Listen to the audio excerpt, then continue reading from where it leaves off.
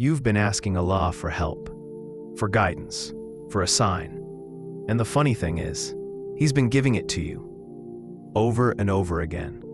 But you keep walking right past it, like the universe is supposed to send you a neatly packaged, cinematic moment where the clouds part, light shines down, and a voice calls out, "Hey, this is your sign."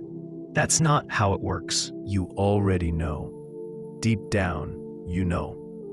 That restlessness in your chest, that emptiness you try to drown out with noise, that little whisper in your head that says, you're not okay, spiritually.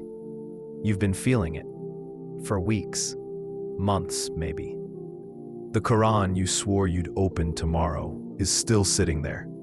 Same spot, same layer of dust. Your prayers?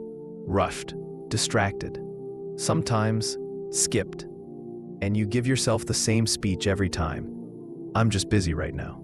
I'll get serious later. It's not like I've abandoned Allah completely. You keep saying you'll fix it. But later is a slippery thing. It always moves further away. So Allah sends you a nudge. A small inconvenience, a door closes in your face. You feel the sting for a day or two. You think about Him a little more. You even make a dua. But then, the dunya hands you a distraction, and you go back to autopilot. So the nudge becomes a push. You lose something bigger. You feel an ache you can't shake, and if you still ignore it, that's when the wake-up calls start to hurt. Allah says, "And we will surely let them taste the nearer punishment, short of the greater punishment, that perhaps they will return." Surah As-Sajdah 32:21. Do you understand? Sometimes your heartbreak, your loss, your bad luck, it's not cruelty, it's a safety net. Allah is catching you before you run straight into a wall you can't come back from. But here's the problem.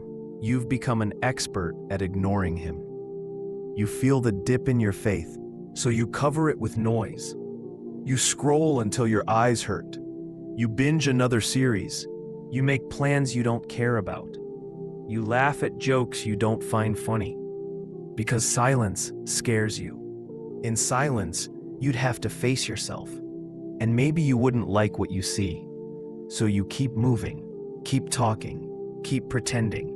And Allah keeps sending reminders. An illness, an accident, a friend drifts away. Your plans crumble. And you call it misfortune. But maybe it's Allah saying, if I take away what distracts you, maybe you'll hear me. He's not trying to ruin your life. He's trying to save it. But you think you have time, right? You think you'll fix your prayers after the project's done. You'll leave that sin after one last time. You'll wear the hijab when you're ready. You'll make that change when life feels stable. But here's the part you keep forgetting. You don't control the timer. What if this is your last warning? The last nudge before the test you can't retake. You wanted a sign? Here it is. So listen, this is your moment. Put the phone down. Make the prayer you've been missing. Apologize to Allah for the nights you chose everything but Him. Because one day, the warnings will stop. And when they do, all that's left is regret. So, what will you do now?